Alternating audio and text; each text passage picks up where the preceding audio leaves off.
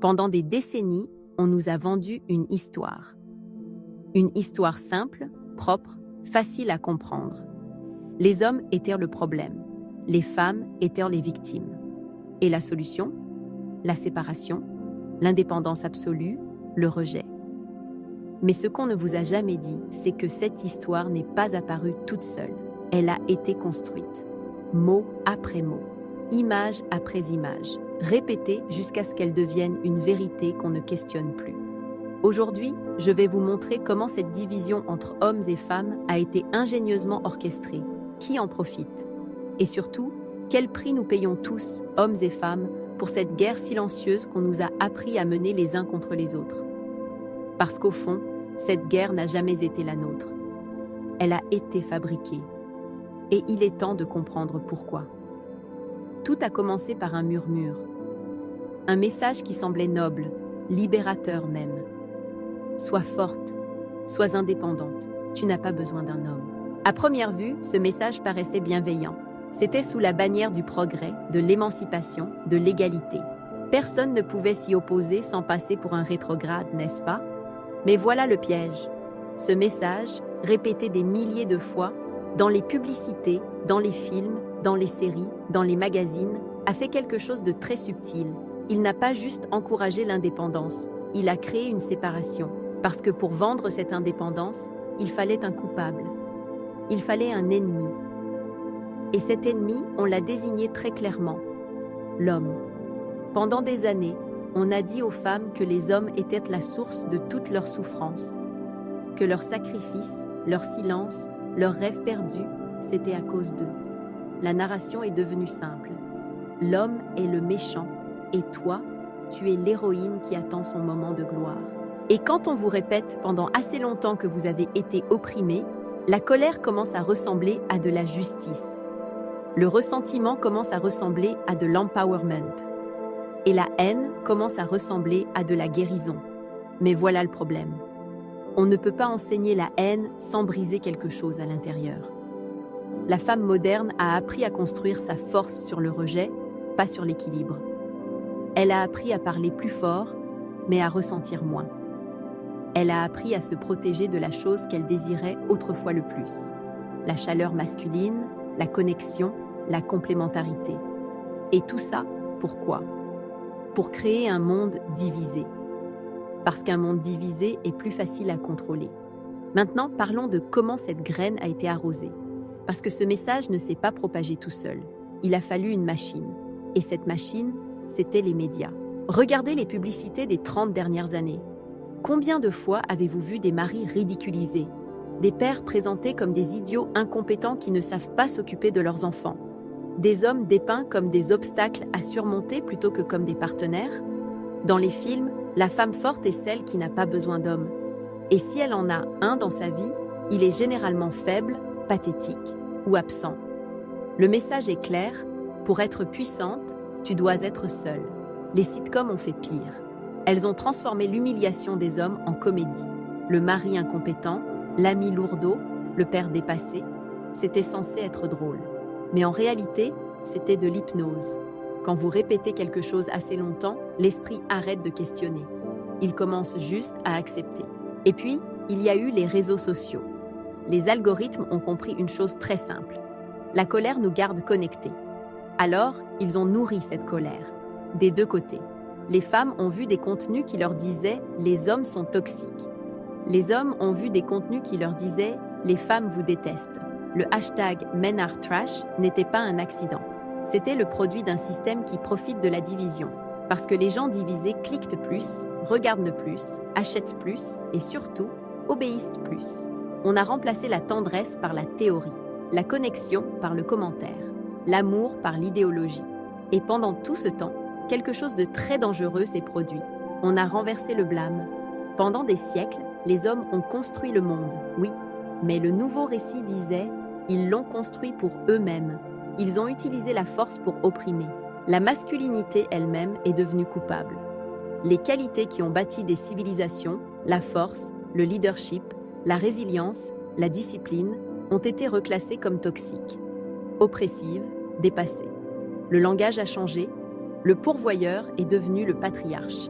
Le protecteur est devenu l'oppresseur. Le mot masculin lui-même est devenu un avertissement. Mais voici où ça devient vraiment tragique. Parce que les femmes, elles, pensaient se rebeller. Elles pensaient se libérer. Mais la rébellion a été détournée. Ce n'était plus une rébellion contre l'oppression réelle. C'était une rébellion contre la connexion elle-même. On a appris aux femmes que l'amour les rendait faibles. Que faire des compromis, c'était se soumettre.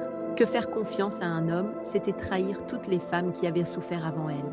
La rébellion est devenue une performance, un rituel de défiance sans cause réelle.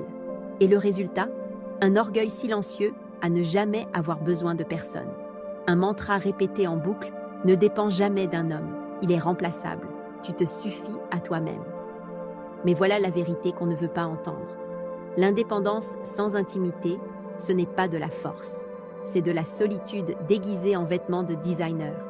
Une femme ne perd pas sa force quand elle s'adoucit. Elle la gagne.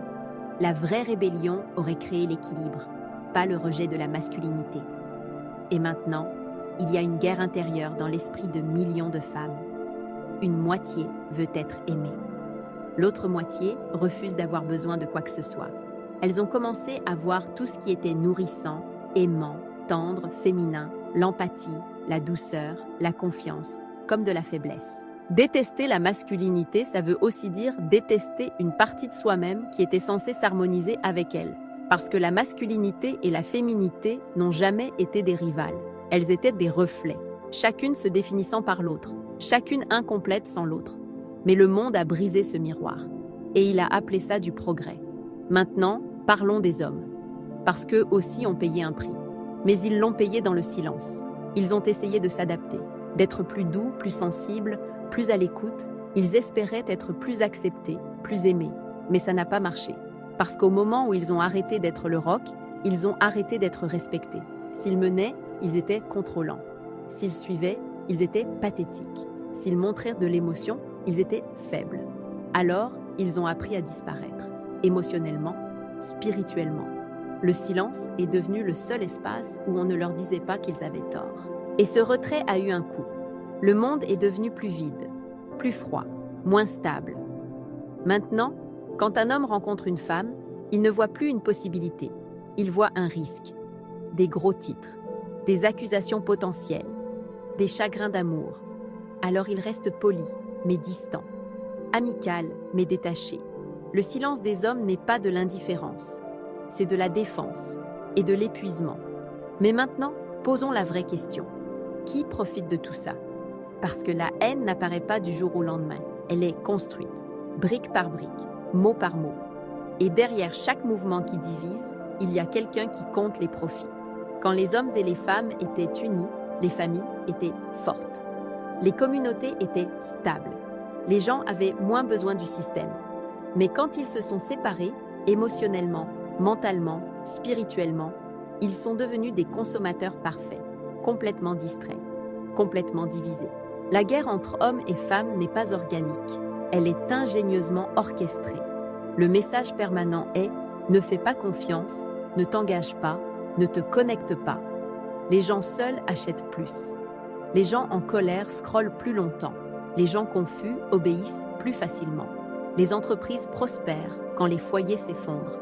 Les gouvernements deviennent plus puissants quand les familles s'affaiblissent. Les médias font des profits quand les titres de colère cartonnent. Une grande partie de l'économie dépend de cette séparation. L'industrie du développement personnel, les applications de rencontres, les empires de la beauté, les produits d'empowerment, tout cela dépend de votre incapacité à vous connecter, parce qu'une femme épanouie n'a pas besoin de validation externe, et un homme en paix n'a pas besoin de s'échapper. Et voilà où nous en sommes aujourd'hui. Le partenariat est mort. L'amour est devenu une négociation. Qui donne plus? Qui sacrifie moins? Qui contrôle? Les relations modernes ressemblent à des contrats d'affaires. Personne ne demande plus qui est en sécurité ici. Tout le monde demande qui domine. Mais l'amour ne survit pas dans les bilans comptables. Il survit dans l'abandon, dans la volonté de faire confiance. Dans le monde moderne, avoir besoin de quelqu'un, c'est être faible. Dépendre de quelqu'un, c'est échouer. Alors les gens construisent des murs au lieu de maisons. Les hommes se sentent indésirables à moins de performer. Les femmes se sentent en insécurité à moins de dominer. La relation moderne est une guerre froide. Des sourires en surface, des soupçons en profondeur. Mais voici ce qui se passe maintenant. Le réveil. Parce que chaque mensonge a une date d'expiration. Et finalement, il s'effondre sous le poids de son propre vide. Les slogans commencent à s'estomper. Le bruit se calme. Et il y a une prise de conscience que tout ça ne fonctionne pas. La haine ne ressemble plus à de la force. La solitude ne ressemble plus à de la liberté. Le regret n'est pas de la vengeance ou de la colère. C'est une prise de conscience. Les hommes n'étaient pas l'ennemi. Les femmes n'étaient pas des victimes. Les deux ont été empoisonnés par la même machine. Et peu importe la force de la programmation, vous ne pouvez pas tuer la nature humaine. Vous ne pouvez pas effacer le besoin d'amour. Vous ne pouvez pas réécrire la biologie de la connexion. Les hommes et les femmes commencent à se souvenir. Ils commencent à se regarder à travers les yeux de quelque chose d'ancien et de vrai. Pas à travers les filtres de la peur ou de l'idéologie. La réalisation est simple. La masculinité n'est pas toxique. Elle est protectrice. La féminité n'est pas faible. Elle est guérisseuse. Et quand elles se rencontrent sans ego, le sacré revient. La vérité n'a jamais été d'un côté ou de l'autre. Elle a toujours été dans l'espace entre les deux. Dans l'équilibre, dans le partenariat. Ils n'ont jamais été censés rivaliser. Ils étaient censés se compléter. Le réveil est un retour à l'honnêteté, à l'harmonie, à la vérité ancienne qui a construit l'amour. Et la seule excuse qui compte vraiment est celle-ci. J'ai oublié que tu n'étais pas mon ennemi. Parce qu'au bout du compte, nous avons tous été manipulés, hommes et femmes, et il est temps de voir qui tirait vraiment les ficelles.